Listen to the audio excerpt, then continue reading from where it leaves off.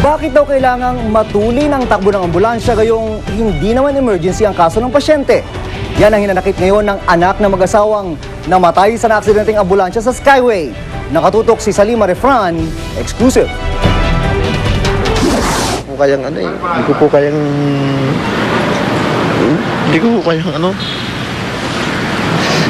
hindi ko po anong gagawin. Pasensya na po. Ito ang pait ng pag-aulila ni Felix Soler Jr. matapos malamang nasawi ang kanyang mga magulang at nasugatan ng kanyang dalawang kapatid sa aksidente sa Skyway kaninang umaga. Dead on arrival sa Makati Medical Center ang kanyang inang si Rosalinda. Dito rin ginagamot ang kanyang mga kapatid na sina Melba at Mary Grace. Ang kanyang ama namang si Felix Sr. namatay sa Parañaque Doctors Hospital. Mula Rosario, Batangas, dadalhin sana na mag-iina si Felix Sr. sa Philippine General Hospital upang ipa-check up para sa kanyang lung cancer. Sakay sila ng hiniram na ambulansya ng Employees Union kung saan kasapi ang manugang ni Felix. Ang ambulansya ay minaneho ng katrabaho nitong si Noel Mercado na nasaktan din sa aksidente. Tanong ni Felix Jr., bakit mabilis ang takbo ng ambulansya gayong hindi naman emergency case ang kanyang ama? Tumanggi naman makipag-usap sa amin ni Mercado. Pero depensa niyang kanyang ina na magandang loob lamang ito sa pagtulong sa kapwa. Sadya namang hindi dapat nilang husgahan agad yung ko dahil yun naman aksidente. Patuloy pang inaalam ng mga otoridad ang sanhi ng aksidente. Salima Refran, nakatutok 24 oras. Bukod sa maingat na pagmamaneho, importante ring tiyaking nasa kondisyon ng mga sasakyan para iwas disgrasya. Sa Pasig, isang taxi ang biglang nagliyab habang bumibiyahe. Si Dante Perello, naka-alerto 24, eksklusibo. Inabutan pa ng GMA News ang nagliliyab na puting taxing ito sa Barangay Capitolio sa Pasig City pasado alas 11 kagabi. Kwento ng driver ng taxi, tinatahak niya ang kahabaan ng Shaw Boulevard nang mapansin niya na may nangangamoy sunog.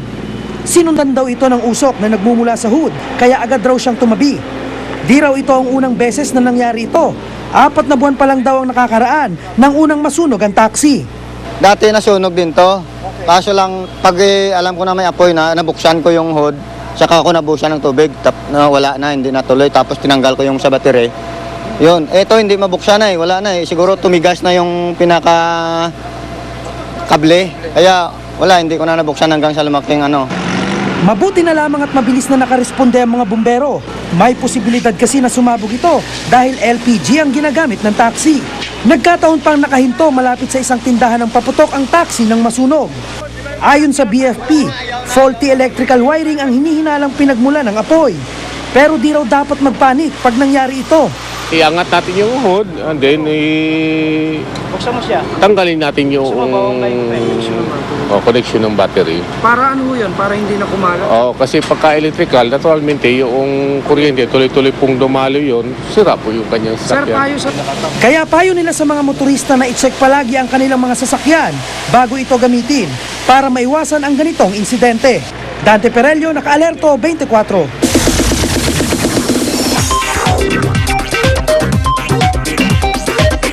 Balitang showbiz naman tayo. Narito na isa pa nating kapuso, si Lynn Ching Pascual. Lynn. Hello mga kapuso, hindi kumpleto ang gabi kung wala ang maiinit na chika kaya humanda na. Barkadahan ng Twin Hearts nagkwento tungkol sa kanilang New Year's resolution. Matapos manalo bilang Best Actor at Best Supporting Actor sa Metro Manila Film Festival, Comedy King Dolphy, mag-goodbye na nga ba sa paggawa ng pelikula? Ang mga yan at iba pa maya-maya lamang sa Chika Minute. Tutok lang. Mel? Salamat, Lynn. Pantaboy raw ng malas ang mga paputok at pailaw sa pagsalubong sa bagong taon. Pero ang ilan, imbis na swertihin, minamalas na maputukan. Kaya para iwas disgrasya, may mga pailaw na garantisadong ligtas daw gamitin kahit pa sa loob ng bahay. Yan ang tinutukan ni Ivan Mayrina. Si Hans gumagawa at nagdidisenyo ng mga pailaw. Ang fountain na ito halimbawa, pwede raw hawakan habang nakasindi nang hindi ka napapasok. Tinatawag nila itong indoor fountain dahil kahit pa nasa loob ka ng bahay o gusali, pwede mo raw gamitin. Itong mga indoor fireworks, hindi siya yung karaniwang fireworks na ginagamit ng just about anyone, the normal consumer. Kasi these are professionally ignited, kumbaga operated and ignited by professionals. I would say that those specific products na that use these kinds of chemicals, yung mas hindi nakakapaso, are safer definitely than yung mga karaniwang luces na we are accustomed to. Dahil gawa ito sa espesyal na kemikal na tinatawag na ice formulation, konting usok lang din ang ibinubuga nito. Ang mga ice candle o ang mga maliliit na mga pailaw na ito, pwede raw kahit sa mga bata. Pwede pang itusok at pampalamuti sa cake. Huwag daw mag-alala dahil edible at DTI certified ang mga ito. Kung mas bongga naman ang hanap mong pagsalubong sa bagong taon, pwedeng subukan ang nauusong Pyro Digital Firing System na madalas sa mga theme parks lang natin nakikita.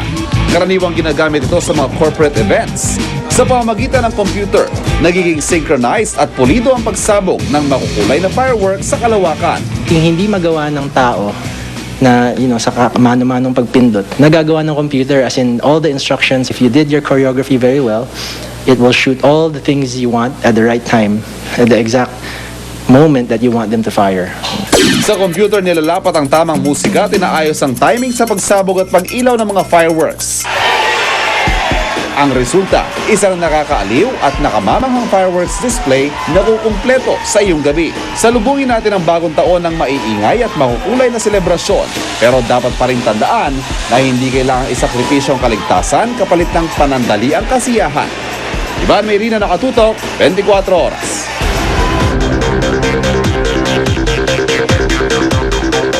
Sa Pilipinas man o ibang bansa, walang patid ang pagpapadala ng balita ng ating mga news scoopers tulad ng blizzard sa New York sa Amerika at ang nasagip na pawikan sa La Union.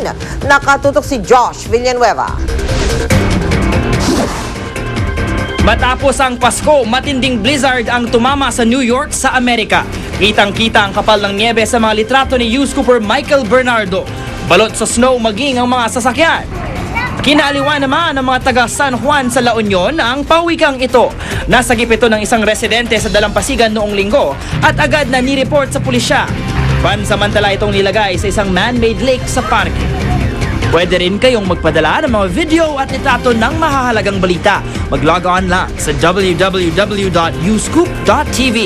Para naman magpadala ng text o MMS, i-text ang scoop, space, message, space, ang inyong pangalan at address at ipadala sa 4627. Paalala lang po sa ating mga U-Scooper, yun lamang pong mga video at litrato na pagmamayari nyo mismo ang ipadala sa amin. Tandaan ninyo mga kapuso, basta may balita sa lugar ninyo, i-U-Scoop ninyo. Susunod! Exclusive! Sa gitna ng kabi-kabilang sunog, ampunan sa Maynila, naglagay ng kakaibang emergency exit para sa kanilang mga alaga. Daang-daang itinapong sapatos, nagmistulang regalo para sa ilang taga San Mateo, Rizal. Mga hayop sa Malabon Zoo, nauna nang nagdiwang ng pagsalubong sa bagong taon. At ang mga turista dagsa sa Tagaytay para doon salubungin ang bagong taon. Tutok na dito sa 24 oras.